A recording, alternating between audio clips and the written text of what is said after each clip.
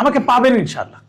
আর আমি আমার সামর্থ্য দিয়ে সবটুকু দিয়ে আজকে আমার যে পকেট আছে এই পকেটে আমি রমজান মাসে একটু চেষ্টা করি, আল্লাহ রসুলের একটা হাদিস ছিল, আল্লাহ রসুল পকেটে যা থাকে নির্দ্বিধায় না দেখে দিতেন, এই জন্য আমি সবসময় পকেটে কিছু টাকা রাখি, কিছু টাকা আছে।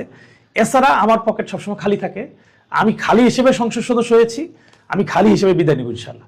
এই পকেটে দুর্নীতি অথবা আপনাদের প্রদত্ত, অনেকে খুশি হয়ে যায় না যে এটা দুর্নীতি না, আপনাদের আমি খুশি হয়ে দিলাম, খুশি হয়ে দেওয়া কোনো প্রদত্ত অথবা সংগঠনের মাধ্যমে কোনো জায়গা থেকে 1 টাকা আমার পকেটে ঢুকবে না ইনশাআল্লাহ।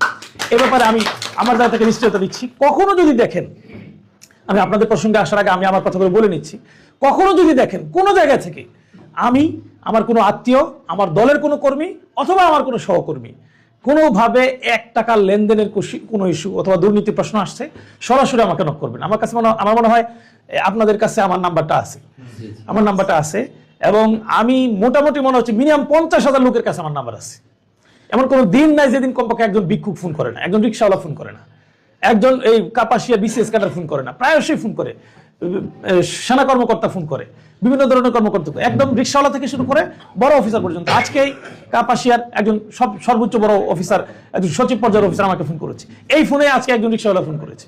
সুতরাং আমার নাম্বার আছে, যে কোনো জায়গায় আমার ব্যাপারে যদি কোনো কথা শুনেন আমি অনুরোধ করব আমাকে জানাবেন।